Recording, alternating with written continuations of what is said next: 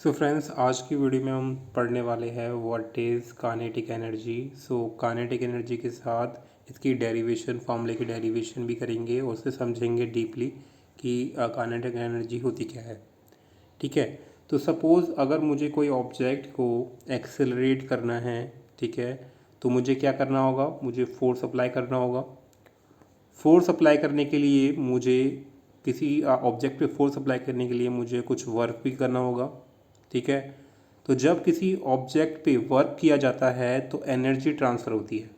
ठीक है, तो अगर कोई ऑब्जेक्ट किसी कांस्टेंट स्पीड के साथ मूव करता है, नई कांस्टेंट स्पीड के साथ मूव करता है, तो जो एनर्जी ट्रांसफ़र होती है, एनर्जी ट्रांसफ़र होती है किसी ऑब्जेक्ट में।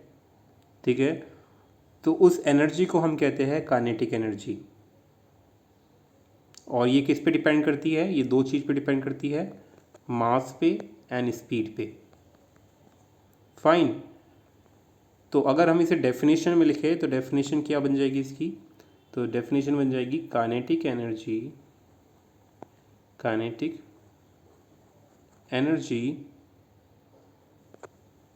Of an object, of an object is the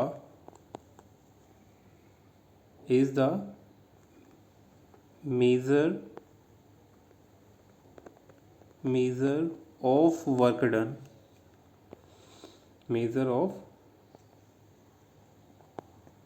work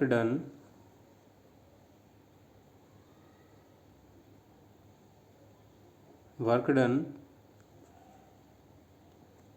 by an object, or by an object can do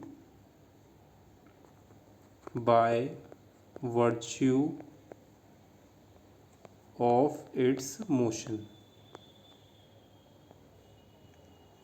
fine, जो मोशन की वजह से जो वर्क डन होगा, ठीक है, तो उसे हम कहेंगे काइनेटिक एनर्जी। तो ये जो काइनेटिक एनर्जी होती है ये एक स्केलर क्वांटिटी होती है। ठीक है, स्केलर क्वांटिटी यानी कि इसमें मैग्नीट्यूड को ही डिस्क्राइब किया जाएगा। पहले लिखते तो क्वांटिटी। ठीक है, ये स्केलर क्वांटिटी होती है, वेक्टर क्वांटिटी नहीं होती है। तो इसमें सिर्फ ओनली मैग्नीट्यूड होगा, डायरेक्शन नहीं होगी, मैग्नीट्यूड अलोन होगा। एंड अगर इसकी एसआई यूनिट की बात करें, एसआई यूनिट की, तो इसकी एसआई यूनिट होती है हमारी, वैसे एसआई यूनिट हमारी होती है एनर्जी की, क्या होती है? जूल ही होती है। ठीक है, जो कि इक्वल होगी हमारे 1 kg, सॉरी इसे मिटाना पड़ेगा, थोड़ा गलत हो गया, जो कि बराबर होगी हमारी 1 kg metre square centimetre square, centimetre per centimetre square. ठीक है, सो अब एग्जांपल की बात करें, सपोज एक एग्जांपल देता हूँ मैं आपको। तो सपोज एक ट्रक मूव कर रहा है।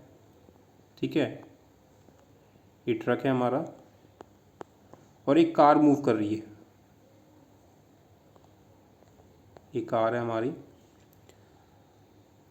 और सेम स्पीड में मूव कर रहे हैं। तो आपको बताना है कि अगर सेम स्पीड है हमारी, इसमें सेम स्पीड, तो आप बताओ काइनेटिक एनर्जी किसकी ज़्यादा होगी।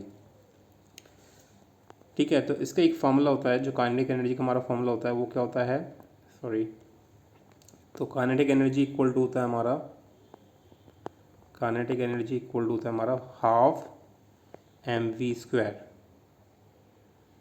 तो m इसमें हमारा मास हो गया, v हो गई हमारी वेलोसिटी, स्पीड। ठीक है, तो यहाँ हम क्वेश्चन मैंने आपको बोला है कि अगर ट्रक और कार दोनों एक स्पीड से मूव कर रही है तो काइनेटिक एनर्जी किसकी ज़्यादा होगी। तो क्योंकि जो ट्रक है उसका मास ज़्यादा होगा कार से, ठीक है, मास ज़्यादा होगा, इसकी वजह से इसकी जो काइनेटिक एनर्जी होगी ट्रक की वो ज़्यादा होगी कंपेयर टू कार के। आप देखेंगे फॉर्मूले में kinetic energy is directly proportional to mass है। ठीक है, डायरेक्टली प्रोपोर्शनल टू मास है, तो जिसका ज़्यादा मास होगा उसकी उतना ही उसकी ज़्यादा क्या काइनेटिक एनर्जी होगी। तो कार और ट्रक में दोनों में ट्रक का मास ज़्यादा होगा तो काइनेटिक एनर्जी डेफिनेटली उसकी ज़्यादा होगी। तो आता है हमारा दूसरा एग्जाम्पल, जैसे कि काइनेटिक एनर्जी बात करें, अगर मास की बात करें, काइनेटिक एनर्जी बात करें एस्ट्रॉइड की काइनेटिक एनर्जी की बात करें जो स्पेस में होते हैं, अगर वो अर्थ की तरफ मूव कर रहा है तो उसकी काइनेटिक एनर्जी कैसी होगी? बहुत लार्ज होगी, क्योंकि उसका मास ज़्यादा होगा। मास ज़्यादा होगा तो काइनेटिक एनर्जी डेफिनेटली ज़्यादा होगी। तो यानी कि काइनेटिक एनर्जी दो चीज़ पे डिपेंड करती है, मास पे एंड स्पीड पे। अब इसका डेरिवेशन करते हैं फॉर्मूले का। ये डेरिवेशन है, ये फॉर्मूला बना कैसे, ठीक है, let's do that. So let me open the next page.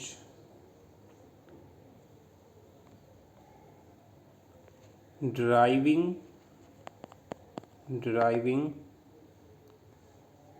Spelling यहाँ गलत होगी। Driving kinetic energy equation. तो क्योंकि मैंने बताया था आपको, जो वर्क डन किया जाता है किसी भी ऑब्जेक्ट पे, ठीक है, या वर्क डन होता है किसी भी ऑब्जेक्ट पे ड्यू टू इट्स मोशन, वो हमारा होता है काइनेटिक एनर्जी। तो वर्क डन इक्वल टू होता है हमारा फोर्स इनटू डिस्प्लेसमेंट, ठीक है। एंड फोर्स क्या होता है हमारा? फोर्स होता है हमारा मास इनटू एक्सेलरेशन, ठीक है। ये दोनों चीज़ हो गई। अब हम बात करें किसकी? एक्सेलरेशन की। एक्सेलरेशन क्या होता है हमारा? एक्सेलरेशन क्या होता है हमारा? तो अपने फॉर्मूला पढ़ा है वो वाला, कौन सा, क्या कहते हैं उसे, तो कौन सा फॉर्मूला था वो? मोशंस की इक्वेशंस आपने पढ़ी है, मोशंस की इक्वेशंस, जिसमें v square minus u square equal to होता है हमारा 2AS। ये इक्वेशन होती है हमारी मोशन की। तो अगर इसमें से हम ए की वैल्यू निकालेंगे 2AS, एस ही हमारा डिस्प्लेसमेंट है, ठीक है। तो अगर हम इसमें ए की वैल्यू निकालेंगे तो वो क्या होगी हमारी? वी है हमारा फाइनल वेलोसिटी, यू है हमारी इनर्शियल वेलोसिटी, और ए हमारा एक्सेलरेशन है। तो ए की वैल्यू निकालेंगे तो ये हो जाएगा वी माइनस यू, सॉरी हटाना पड़ेगा, हाँ। So v minus u square upon में टू और एस क्या है हमारा? यहाँ डी है इस वाले हम जब हम सॉल्व कर रहे हैं। तो यानी कि ए इक्वल टू क्या निकल गया हमारा? ये निकल गया v square minus u square upon में 2D। तो हम इसे यहाँ रिप्लेस, यहाँ सब्स्टिट्यूट कर सकते हैं, ठीक है। तो ये हो जाएगा हमारा m मल्टीप्लाई, अभी क्या हमारा डी को मैं आगे लिया था और मल्टीप्लाई कर देते हैं v square minus u square upon में 2D, ठीक है। ये हो गया, और डी से डी कट जाएगा, डी से डी कट गया, फाइन। सो डी से डी कट गया हमारा, तो ये आ गया हमारा half M we square minus u square, ये बन गया हमारा। तो अब बात करते हैं हमारा, अब ये फॉर्मूला बन गया। अब इसमें एक चीज़ आपको करनी होगी, क्योंकि किसी भी ऑब्जेक्ट स्टार्टिंग में जो रेस्ट पे कोई ऑब्जेक्ट रहता है, if object is at rest, अगर रेस्ट पे रहता है तो इनर्शियल वेलोसिटी कितनी होगी? 0 होगी। यानी कि हम यहाँ से यू को हटा सकते हैं, तो हमारी जो फाइनल वो होगा हमारा वर्क डन, वो होगा हाफ एम वी स्क्वायर। और मैंने आपको बताया था जो वर्क डन होता है हमारा, जो काइनेटिक एनर्जी होती है, तो हम कह सकते हैं कि काइनेटिक एनर्जी होगी हमारी हाफ एम वी स्क्वायर। तो work done by an object due to its velocity और motion is called kinetic energy. So इसे कहते हैं हम। और साथ में गाइस जो ये और साथ में हम कह सकते हैं, स्टेटमेंट लिख सकते हैं कि जो टोटल वर्क डन होगा, टोटल वर्क डन होगा, work done, total work is done on a system system is equivalent to the change in kinetic energy, क्योंकि जो वर्क डन आया हमारा, जो वर्क डन आया वो हमारा क्या आया, चेंज इन वेलोसिटी में आया, चेंज इन काइनेटिक एनर्जी, क्योंकि दो यू हमारे वेलोसिटी आया है, इनर्शियल और फाइनल। तो जो चेंज ये चेंज होगा फाइनल माइनस इनर्शियल, तो ये चेंज तो है, चेंज इन वेलोसिटी है, चेंज इन काइनेटिक एनर्जी है। तो यानी कि हम कह सकते हैं जो टोटल वर्क डन होगा on a system is equivalent to और is equal to change in kinetic energy. तो हम कह सकते हैं जो वर्क डन होता है हमारा, वर्क डन होगा, नेट वर्क डन होगा, वो क्या होगा, चेंज इन काइनेटिक एनर्जी होगा। ठीक है, तो जो ये इक्वेशन है इट इज ऑल्सो, और we can say that the equation is known as the equation